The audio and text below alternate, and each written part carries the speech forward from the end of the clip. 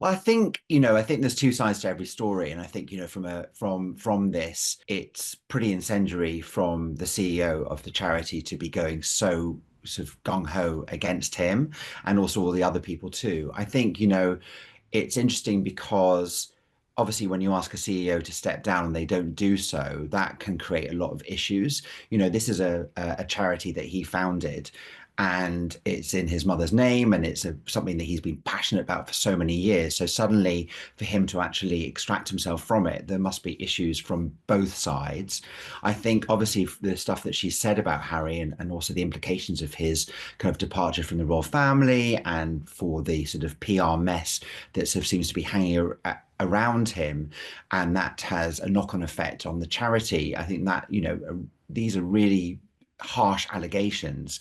And I suspect that we haven't heard from him or from his team for quite a while. They've gone quite quiet. I suspect they're probably building up quite a case against this because, to have that interview that she did on Sky News and to go so out there against the prince, who in theory was her boss for a long time, is going to cause a lot of distress to a lot of people.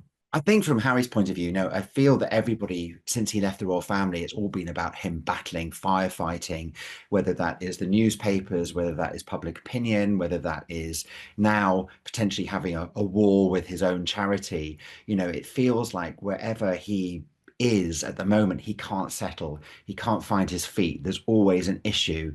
And that has to lie both with himself, but also with his partner and people around him. I think for his brand, again, it's tarnishing it. It feels like, once when he was in the royal family, there was so much love. There was love for his charity, love for his charity work and everything that he did.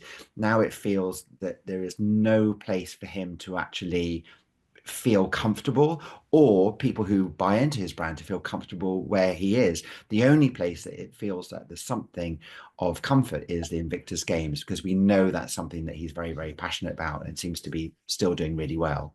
I think there's going to be a huge knock-on effect on the launch of As Ever. I think, all eyes at the moment. When you look at power couples, it's really interesting. If you look at the Beckhams, which is a great example, David will go and do his launches and do his thing.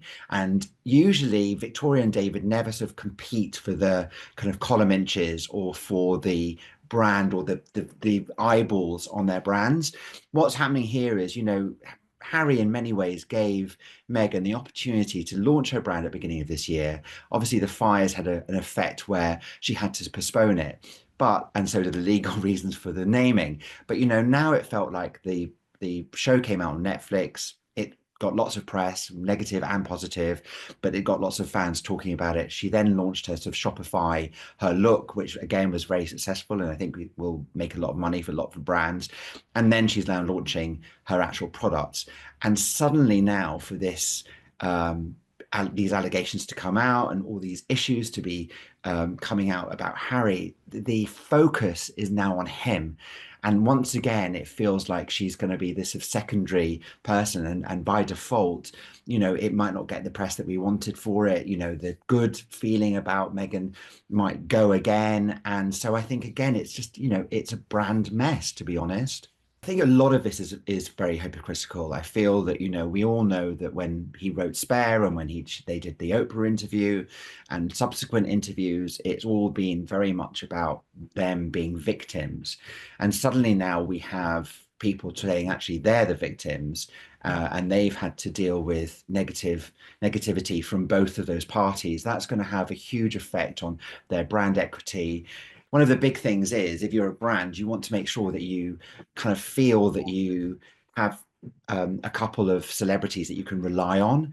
You've got to make sure that they're people that will always have great will from the public, etc. And now Meghan and Harry just feel so tarnished that it really doesn't feel that there's anywhere for them to go, which is a real shame because I think, actually Meghan was doing a good thing with As Ever, because it feels like that's the most authentic thing for her to do. And again, with Prince Harry, his charity work feels the most authentic thing for him to do. And now for it all to kind of implode once again and all eyes being on them in a negative way is going to have a negative effect on their brand equity for sure.